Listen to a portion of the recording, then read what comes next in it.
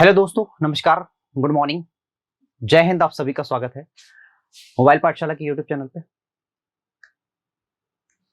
मेरे दोस्तों, ये प्रैक्टिस सेट नंबर 14वां है, यानी कि कुल मिला के 13 प्रैक्टिस सेट हम दे चुके हैं आपको।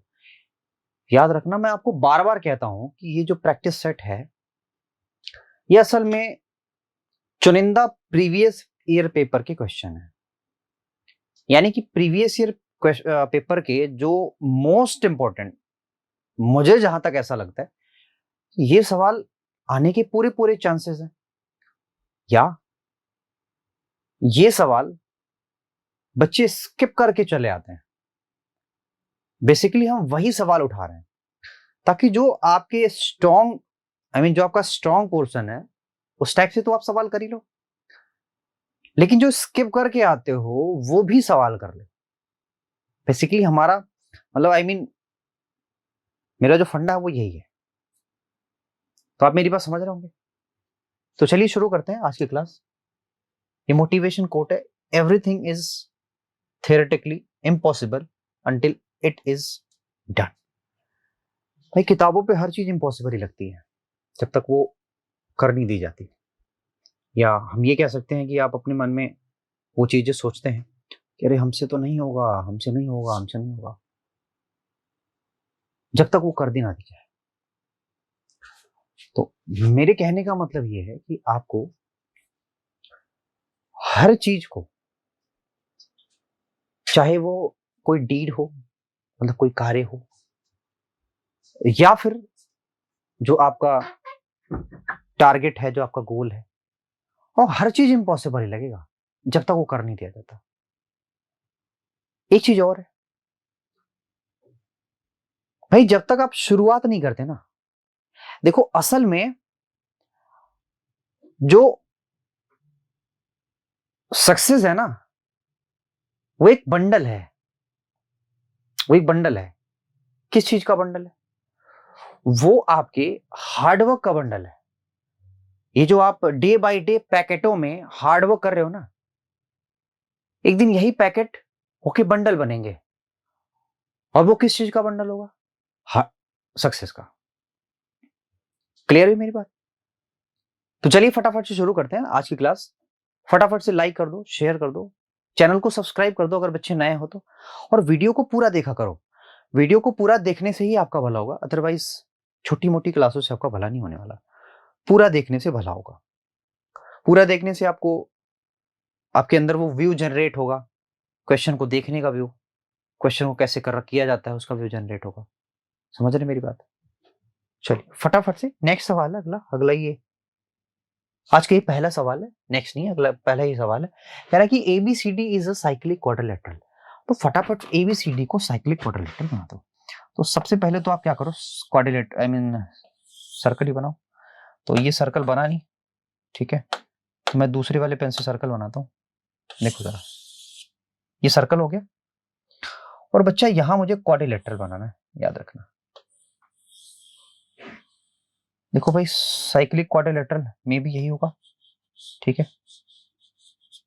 ये एक साइक्लिक क्वाड्रिलेटरल है। अबे ओए, ये गलती कैसे हो गई, सॉरी। ये साइक्लिक क्वाड्रिलेटरल है। कह रहा है एबी डायमीटर है, मित्र एबी डायमीटर बना दो। तो कुछ ऐसे करके साइक्लिक क्वाड्रिलेटरल बनाओ। यहां हो गया ए, यहां हो गया बी, ये हो गया सी, ये हो गया डी। याद रखना, जो लास्ट सवाल आज का मैंने रखा है वो मोस्ट इंपॉर्टेंट सवाल है, मोस्ट मोस्ट मोस्ट इंपॉर्टेंट सवाल है। और मैं ये आपसे कहता हूं कि वो एक चैलेंज है कि आप उसको कर सकते कि नहीं कर सकते। तो प्लीज लास्ट तक सवाल, लास्ट तक वीडियो जरूर देखिएगा। पहला सवाल बहुत अच्छा है, और लास्ट वाला वो सबसे अच्छा सवाल है। ये एंगल है, याद रखना, ये एंगल है। ये बच्चे ने एग्जैक्ट लिख दिया, एंगल है। कह रहा बच्चे एंगल है एडीसी। तो मित्र ए डी सी, यानी ये वाला एंगल, मित्र ये वाला एंगल 148 है। अच्छा जी, इसको भी मिला दो भाई, ये बनेगा 90 डिग्री। पूछो क्यों? क्योंकि अर्धवृत्त पे व्यास के द्वारा जो कोण बनता है, यानी कि डायमीटर के द्वारा जो एंगल बनता है, दैट विल बी 90 डिग्री।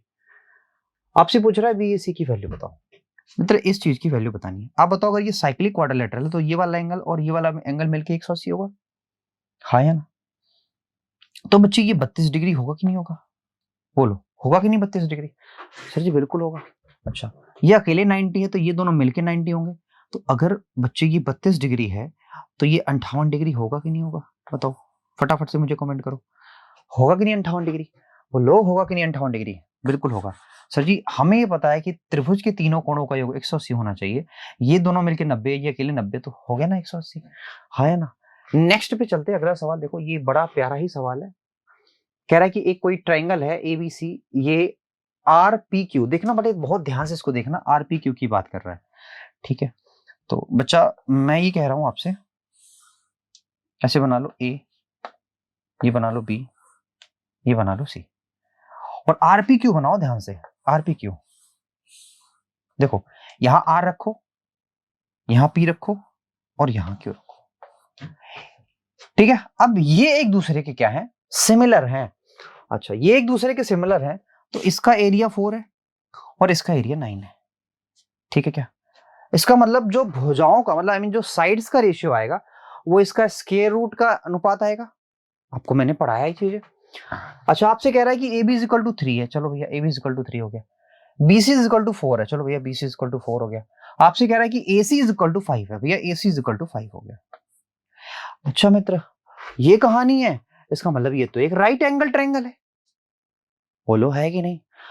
बाबू एकदम है राइट एंगल ट्रायंगल, एक राइट एंगल ट्रायंगल है, एक राइट एंगल ट्रायंगल है, तो ये डेफिनेटली ये चीज एकदम ट्रू है। आपसे कह रहा है कि देन पी क्यू की वैल्यू बताओ।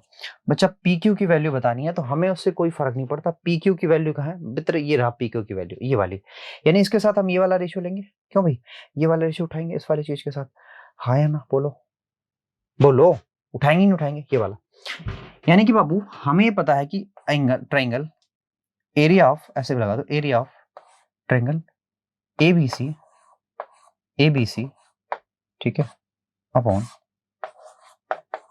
Area of triangle P Q R, ठीक है ना, दैट इज इक्वल टू कितना है 4 और 5 के, तो ये इज इक्वल टू हो जाएगा, पहली बात तो यहां रूट लगाओगे आप सभी लोग, है ना, यहां रूट लगाओगे और किसके, साइड के रेशियो के बराबर, यानी कि BC upon P Q, BC upon P Q, हाँ या ना? देखो इनकी वैल्यू दे दी गई है, जब इसका स्क्वायर रूट करोगे तो यहाँ आएगा 2/3, हाँ या ना? बीसी की वैल्यू कितनी है सर जी 4 है, पीक्यू की वैल्यू कितनी है सर जी, पीक्यू की ही वैल्यू हमें निकालनी है, तो यहां से काट दोगे तो आएगा सर जी 2, तो पीक्यू की जो वैल्यू आई मित्र, पीक्यू की जो वैल्यू आई वो आई 6, क्या आई मित्र 6 के बराबर, किसके बराबर आई 6 के बराबर। तो उम्मीद है आप ये चीजें समझ गए होंगे। याद रखना मेरे दोस्तों, आप गलती मत कर जाना, गलती क्यों, क्योंकि आप करोगे पी क्यू आर ऐसे बना दोगे, ठीक है, यहाँ पी यहाँ क्यू यहाँ आर, जैसे कहा वैसे करना, जैसे ए बी के साथ पहले मैंने यहाँ पे ए रखा, वैसे आर पी क्यू के साथ सबसे पहले मैं आर रखूंगा, फिर पी रखूंगा, फिर क्यू रखूंगा, समझ रहे हो, इस तरह से। नेक्स्ट अगला सवाल है, इस सवाल को जरा देखो, देखो बच्चे ये सवाल तो मैंने कई बार आपको बता दिया है, कह रहा है कि ए बी सी इस टाइप का सवाल बताया है, हालांकि अब आप इसमें परिपक्व हो चुके होंगे और जितनी चीजें आपको बताई जा रही है 100 नहीं 200% बता रहा हूं, आपके अगले एग्जाम में पूछी जाएंगी। ये कह रहा है एबीसी है, बाबू एबीसी को निकालो ऐसे करके, एबीसी हो गया, ठीक है, कह रहा है ए इज इक्वल टू 66, बच्चा ये 66 है, चलो मित्र अगर ये 66 है तो आपको कह रहा है यहां से ए, ये बी, ये सी, आपसे कहा जा रहा है कि एंगल नहीं है बच्चा, ये ए बी बी सी को, देखो बहुत सारी मिस्टेक्स हैं यार, कह रहा है ए बी और ए सी को प्रोड्यूस किया जाता है, मतलब बढ़ाया जाता है, तो ए सी को और ए बी को मैंने बढ़ा दिया, फिर आपसे कह रहा है कि इफ द बाइसेक्टर, क्या लिख रहा है ये,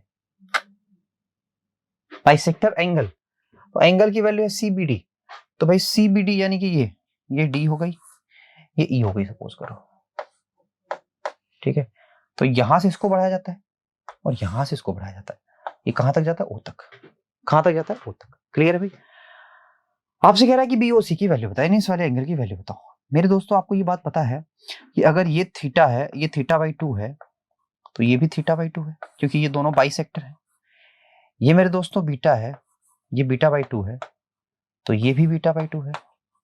मैंने आपको ये चीजें बताई हैं। देखो तो ये कितना होगा सर जी, ये होगा 180 माइनस बीटा। सर जी ये कितना होगा सर जी, ये होगा 180 माइनस का थीटा। तो बच्चा ये बताओ ये कितना होगा। तो दोस्तों ये होगा 180, ध्यान से देखो क्योंकि तीनों कोण है, त्रिभुज के तीनों कोण है, तो 180 में से ये दोनों एंगल घटा देंगे, 180 में से ये दोनों एंगल घटाओ फटाफट से, तो थीटा प्लस बीटा बाई 2। आप मेरी बात समझ गए? यानी हमें थीटा और प्लस बीटा की वैल्यू चाहिए, सीधी सीधी बात है। तो यहां से मैं अगर एक काम करूं कि त्रिभुज के तीनों कोणों का योग 180 होता है, तो कर लो भाई। जब मैं इन दोनों को जोड़ूंगा तो 180 180 360 के, और माइनस कॉमन लूंगा तो अल्फा प्लस बीटा के, यानी कि 360। आप मेरी बात समझ रहे हो? 360 माइनस कॉमन लूंगा तो अल्फा प्लस बीटा के, हाँ है ना। और प्लस 66 डिग्री है ए की value, that is equal to 380। देखो बच्चा मैं अगर यहां से एक बार काटूंगा तो ये तो कट जाएगा, 100% कट जाएगा, लेकिन यहां बचेगा 180 के। और बच्चा 180 में अगर मैं 66 जोड़ूंगा तो आप खुद ही बताओ कि मेरे पास क्या आएगा। तो 20 यहां से निकाल लो तो आएगा अल्फा प्लस बीटा, इसकी जो वैल्यू आएगी वो आएगी 246 के, 246 के, हाँ है ना। अच्छा मुझे हाफ चाहिए, मुझे ये नहीं कि मुझे हाफ चाहिए, तो हाफ करने के लिए आप इसको हाफ कर दो। क्यों भाई? हाफ कर दो। तो मैंने इसको हाफ कर दिया, यहाँ हो गया 1, यहाँ हो गया 2, यहाँ हो गया 3, 123 डिग्री है। अमित्र करना कुछ नहीं है, 180 में से 123 डिग्री घटा देना। तो सिंपल सी बात है, अगर 123 घटाएंगे तो 57 डिग्री पाएंगे, यानी इस वाले एंगल की वैल्यू कितनी होगी, बीओसी की वैल्यू कितनी होगी, 57 डिग्री। आसान ही तो था। अगला देखो, कह रहा है कि ये अच्छा सवाल है, इस पे जरा देखो। कह रहा है कि ए इज, तो पहले ए बी सी का रेशियो फटाफट से निकालो, ए बी सी का जो भी कह रहा है ए बी सी का फटाफट से रेशियो निकालो। कह रहा है कि ए इज 1/6 ऑफ सी, समझ रहे हो बात? यानी अगर सी 1/6 है, सी अगर 6 है तो ये होगा इसका 1/6, तो 1/6 हमेशा 1 ही तो होता है। आगे देखो, कह रहा है कि बी इज ट्वाइस, यहां पे ट्वाइस है, TWICE है, TWICE ट्वाइस है, ट्वाइस ऑफ ए, तो ए का ट्वाइस बी है। चलो भैया ये हो गया सबका रेशियो। अगर मैं इसका एवरेज निकालना चाहता हूं तो 4 2 6, आई मीन 6 2 8 और 1 9 और बटा 3। मेरे दोस्तों 3 यूनिट निकल गया इसका एवरेज। आप सभी लोग समझ रहे हो ये बात, ये एवरेज ही है, क्योंकि मैं संख्याओं का योग कर रहा हूं बटा तीनों संख्याओं से भाग कर रहा हूं, यही तो एवरेज होता है। अब ये एवरेज बराबर किसके दिया हुआ सर जी? ये एवरेज बराबर दिया हुआ है the average of ABC is equal to 30 के। अच्छा जी, तो 1 यूनिट की वैल्यू कितनी होगी मित्र? 1 यूनिट की वैल्यू होती है कितनी? 10 के बराबर। 1 यूनिट की वैल्यू 10 के बराबर। आपसे कह रहा है कि the difference between A and C, तो ए और सी के बीच डिफरेंस क्या है? तो बच्चों ए और सी के बीच डिफरेंस आप देख रहे हो 5 यूनिट है। 1 यूनिट की वैल्यू 10 है, तो 5 यूनिट की वैल्यू क्या होगी मित्र? 50 होगी। होगी कि नहीं होगी? नेक्स्ट सवाल देखो, कह रहा है कि PA और PB are two tangent from a point. तो पहली बात तो टेंजेंट बनाने के लिए हम सबसे पहले हमें सर्कल चाहिए, तो सर्कल ये हो गया, ये एक पॉइंट हो गया, यहां से आपने टेंजेंट ये खींच दिया, यहां से आपने एक और टेंजेंट खींच दिया, ये खींच दिया, ये दोनों टेंजेंट है। और एक यहां पे एक सर्कल का एक आई मीन ये रहा आपका सेंटर हुआ। कह रहा है कि if A and B are point, देखो यहां पे ए है, यहां पे बी मानो भाई, इसी पे तो टेंजेंट खींचा गया, तभी तो ये PA PB हुआ, है ना। On a circle such that APB is equal to 100 degree. भाई APB इज इक्वल टू यहां पे लिखो, APB is equal to 100 degree, ये 100 डिग्री है। अच्छा भैया देखो मित्र, आपको ये चीजें मैंने बता रखी है पहले ही कि ये वाला जो एंगल होगा ना, ये वाला, ये इसके बराबर होगा, इन दोनों एंगलों का सम जो है इसके बराबर होगा, है ना भाई। और दोनों ही इक्वल होंगे, क्यों? क्योंकि ये भी रेडियस है और ये भी रेडियस है, ये दोनों ही रेडियस हैं। तो अगर मैं इसको थीटा मानूं और इसको मैं थीटा मानूं, तो मित्र 2 थीटा की वैल्यू देख रहा जरा भाई, 2 थीटा की वैल्यू होती है 100 डिग्री। तो थीटा की वैल्यू क्या होगी भैया? थीटा की डिग्री होगी 50 डिग्री।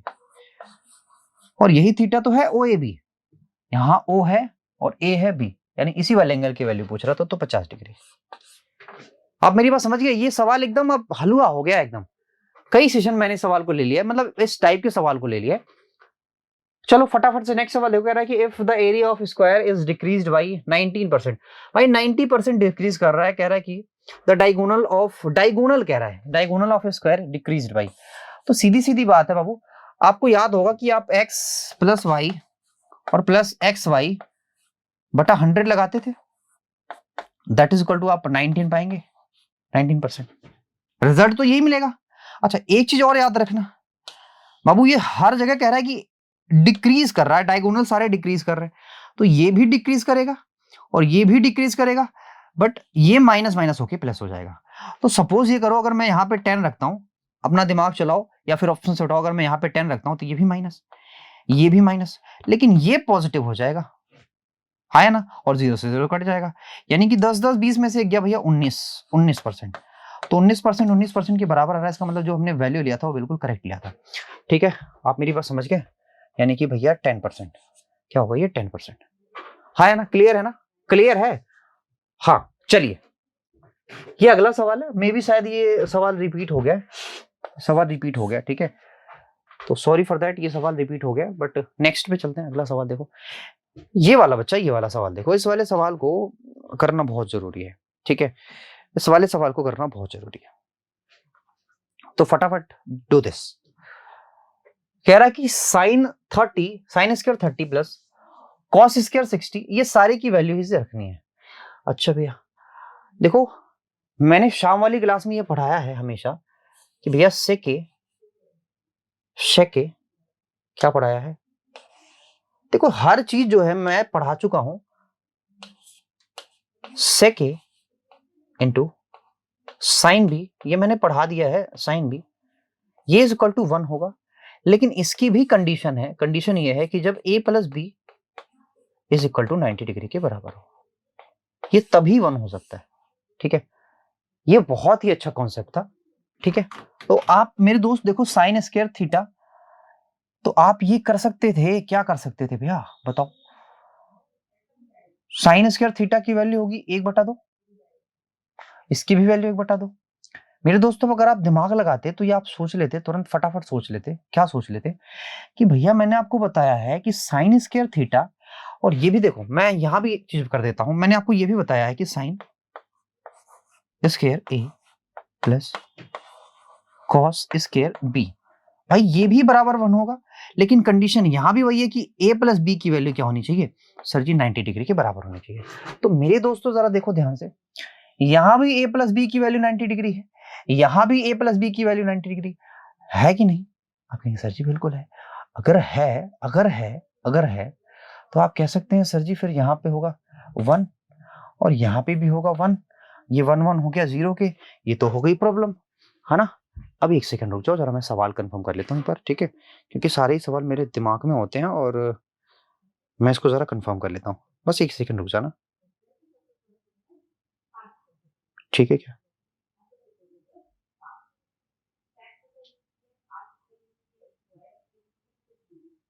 बिल्कुल सही है यार, बिल्कुल सही है, सवाल तो बिल्कुल सही है, सवाल तो बिल्कुल 100% सही है। अच्छा ये देखना 35 और वो आ रहा है क्या 90 डिग्री, हाँ सर बिल्कुल आ रहा है 90 डिग्री, इसमें तो कोई दिक्कत ही नहीं है, तो ये तो डेफिनेटली ये तो 1 बनेगा, ये 1 बनेगा। चलो वैल्यू पुट करो फटाफट, अगर नहीं ऐसा हो रहा तो वैल्यू पुट करो और क्या, लेकिन याद रखना ये चीजें सही हैं जो मैं कह रहा हूं। देखो अगर इसका स्केयर करोगे तो आएगा 1/2, 1/2 का स्केयर 1/4 प्लस, यहां देखना जरा, यहां भी होगा 1/4, यहां हो गया 1 के। एक सेकंड मेरे दोस्तों, एक सेकंड, ये मेरे भी दिमाग से उतर गया था, एक सेकंड रुकना जरा, ध्यान देना मेरी बात जो मैं कह रहा हूँ, यहाँ पे साइन स्केयर बी था, तभी तो मैं कह रहा हूँ साइन स्केयर बी, अब ए प्लस बी की वैल्यू 90 डिग्री के बराबर, सॉरी फॉर दैट, ये दैट इज माई मिस्टेक, ठीक है, सॉरी, तभी तो मैं कह रहा हूँ आ क्यों नहीं रहा है। अब जरा इसको देखो मेरे दोस्त, लेकिन ये चीज बिल्कुल सही थी, ठीक है, तो ये मैंने कर दिया। 660 की वैल्यू बताओ, 660 की वैल्यू होगी 2 और कॉसेक की वैल्यू होगी 2, हाँ है ना, क्लियर। देखो ये 2 हो गया, 4 4 में से 2 हो गया, -2/4, 4। अरे बोलो हाँ या ना। माइनस का 2/4 और माइनस के 2/4 को आप लिख सकते हैं क्या, यहाँ भी हो जाएगा 4, तो कोई हो जाएगा 4 चौके 16 होगा, ये ऊपर चला जाएगा ना ये से करके, तो माइनस का 2/16 एक बार काट दो तो आ गया 1/8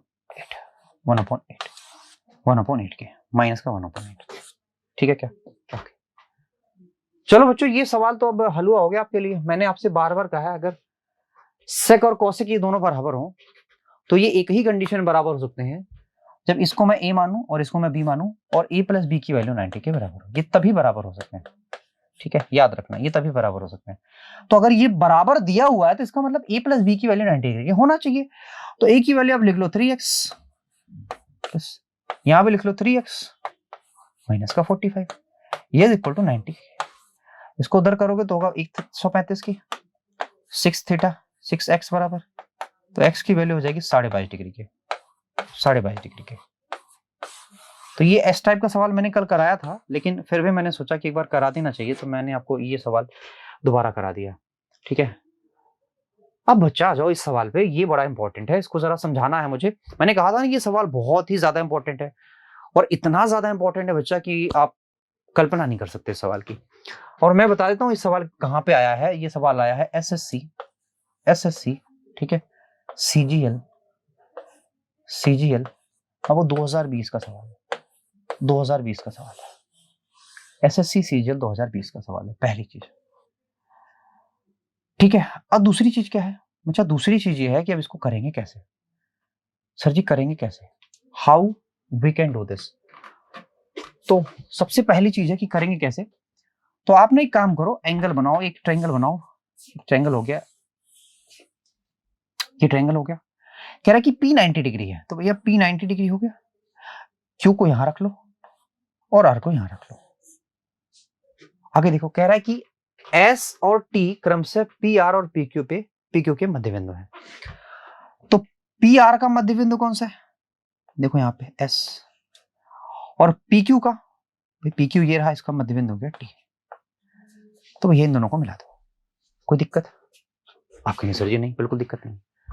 अब जरा ध्यान से देखो, तो आपसे पूछ रहा है कि RQ, भाई RQ का स्क्वायर पूछ रहा है, चलो ठीक है, लेकिन ये अपॉन दिया है नहीं कि बटा दिया है, QS का स्क्वायर। तो QS का मतलब भाई Q और S को भी मिलाना पड़ेगा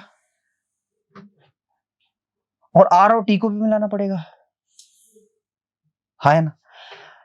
देखो बच्चा, मैं एक चीज आपसे बता देना चाहता हूं कि अगर आप इस सवाल को अगर आप इस ट्रेपीजियम मान के कर रहे हैं ना, तो फिर ये कभी भी नहीं होगा आपसे। ये एक राइट एंगल ट्रायंगल ही मान के करो तो ही सवाल होगा। कैसे मेरे दोस्त, देखो जरा, अगर मैं ये कह दूं आपसे, अगर मैं आपसे ये कह दूं, ध्यान से देखो, क्या ये एक राइट एंगल ट्रायंगल है, देखना जरा, क्या ये एक राइट एंगल ट्रायंगल है।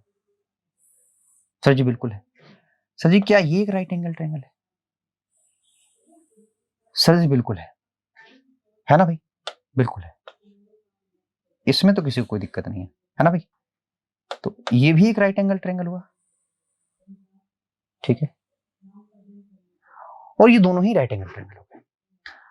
अब जरा एक बात ध्यान से मेरी सुनो, जो मैं आपको कहना चाहता हूं। देखो मैंने आपको छोटा छोटा मैं लिख के बता देता हूं, मैंने आपको पढ़ाया है, कई बार बताया है, मैंने आपको कई बार बताया है।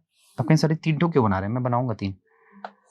अगर ये 60 डिग्री होगा तो मैंने आपको बताया कि सर जी ये √3 होगा, ये 1 होगा और ये 2 होगा। अगर ये 30 डिग्री हुआ तो सर जी ये 1 होगा, ये √3 होगा और सर जी ये 2 होगा। अगर ये 40 डिग्री 45 हुआ तो सर जी ये 1 होगा, ये 1 होगा और ये सर जी √2 होगा। फिर समझ रहे हो, यानी जो हाइपोटेनस होगा ये किसी भी स्थिति में, ठीक है, I mean, किसी भी स्थिति में। एक चीज और जरा मेरी सुनो ध्यान से, पहली बात तो ये दोनों ही पैरेलल हैं, ये दोनों ही, अच्छा ये दोनों पैरेलल भी हैं, ये दोनों I mean, ये इसका मध्य बिंदु से मिलाया जाता है तो ये पैरेलल भी होगा, ये आधा भी होगा, यानी अगर ये 2 हुआ तो मेरे दोस्तों ये फिर 1 होगा। तो इसी हिसाब से मैं कह रहा हूं, अगर ये 2 है, ये 2 है, ये 2 है, तो आप इस तरह से भी चीजों को कैलकुलेट कर सकते हो। ठीक, तो पहले छोटे वाले ट्रायंगल में आओ, लेकिन छोटे वाले ट्रायंगल में हाइपोटेनस कभी भी 1 नहीं होता, तो इसको 2 बनाओ फटाफट से। तो मेरे दोस्तों हमें ये तो पता है कि इन दोनों के बीच का रेशियो 2:1, मतलब ये 2 होगा तो ये 1 होगा। तो अगर मैं इसको 2 बनाऊं तो ये 4 होगा, अनुपात हमेशा क्या होगा, 1:2 का होगा। आप समझ रहे हैं? चलिए, तो मेरे दोस्तों मुझे क्या करना है, मुझे करना यह है कि अगर मैंने इसको 2 बना दिया तो इसको मैं 4 बनाऊंगा। ठीक है, अब फटाफट वहां से वैल्यू उठा के रखो। अगर मैंने ये 2 बनाया था तो इसका मतलब क्या था, इसका मतलब या तो इसको √3 ले लो या तो इसको 1 ले लो, जिसको ले लो। तो इसको मैं √3 ले लेता हूं, इसको मैं 1 लेता हूं। दोनों ही स्थिति में सवाल मतलब आंसर नहीं बदलेगा, वही आएगा। ठीक है क्या? अब जरा ध्यान से देखो भाई, ये इसका डबल हो गया जस्ट, इसका मतलब फिर ये वाली वैल्यू कितनी होगी सर जी, जस्ट डबल होगी, यानी कि यहां होगा 2√3। अच्छा जी, तो फिर ये वाली वैल्यू कितनी होगी सर जी, ये वाला होगा वैल्यू √3, है ना? क्लियर, बिल्कुल सही है। अच्छा, आप ये जानते हैं सर जी, ये वाला अगर वैल्यू 4 हुआ, ये वाली 2√3 हुआ, तो ये वाली वैल्यू कितनी होगी सर जी, ये वाली वैल्यू भी कितनी होगी सर जी, ये वाली वैल्यू भी 2 होगी। मतलब सबका डबल किया जा रहा है, इसका भी डबल, इसका भी डबल, और इस चीज का भी डबल। अब फटाफट से जो कहा है वो वैल्यू पुट करते शुरू कर दो। एक बात और करो, एक बात और दिमाग में रखो, दिमाग में ये रखो कि आपको QS चाहिए, तो QS कहां है भाई, देखो Q और S यहां है, तो ये वाला ट्रायंगल ले लो, राइट एंगल ट्रायंगल ले लो, इसमें ये आपका परपेंडिकुलर है, ये आपका क्या है, बेस है। तो QS की वैल्यू क्या होगी मेरे दोस्तों, QS स्क्वायर की वैल्यू क्या होगी, ये निकालो QS स्क्वायर की। तो ये तो हाइपोटेनस है, तो इसका स्क्वायर प्लस इसका स्क्वायर, तो इसका स्क्वायर तो 1 ही होगा, एक का स्क्वायर 1 ही होगा, लेकिन 2√3 का स्क्वायर करोगे भैया तो 2 दूना 4 और 4 3 12 के मित्र, ये बन गया 13 के, ये 13 के मिल गया। अब RT का स्क्वायर निकालो फटाफट से, RT का स्क्वायर। तो RT का स्क्वायर निकालना, तो ये आपका बेस होगा और ये आपका परपेंडिकुलर होगा। तो बेस हो गया √3, स्क्वायर करोगे तो 3 ही मिलेगा, और 2 का स्क्वायर करोगे तो 4 मिलेगा, यानी दोनों हो गया 7। तो मित्र आपसे सवाल में कहा इन दोनों का सम, इन दोनों का सम क्या होगा 20, इन दोनों का सम 20 होगा। अब इन दोनों का सम 20 है, फटाफट से वैल्यूज पुट कर लो। RQ कह रहा है, तो RQ को तो आपको दिख रहा है 4 होगा, तो 4 का स्क्वायर भैया फटाफट बताओ 4 का स्क्वायर क्या होगा। तो 4 का स्क्वायर सर जी 16 के, लेकिन इन दोनों का सम कितना है 20 के, तो आप काट लो, 4 चौक के 16 है, 4 पंजे 20, यानी आंसर क्या हो गया 4/5 के। आंसर क्या होगा ये देखो 4/5 के। तो ये बहुत ही प्यारा सवाल था, बहुत अच्छा सवाल था। ठीक है, तो ऐसे बहुत सारे सवाल मिलेंगे, ऐसे आपका नॉलेज बूस्ट होगा, आपके सवाल है ना, जो करने की जो क्षमता है, जो समझने की क्षमता है वो बूस्ट होगी। तो चलो आज के लिए इतना ही रखते हैं, मिलते हैं आपसे अगली क्लास में। Thank you very much, bye bye, take care.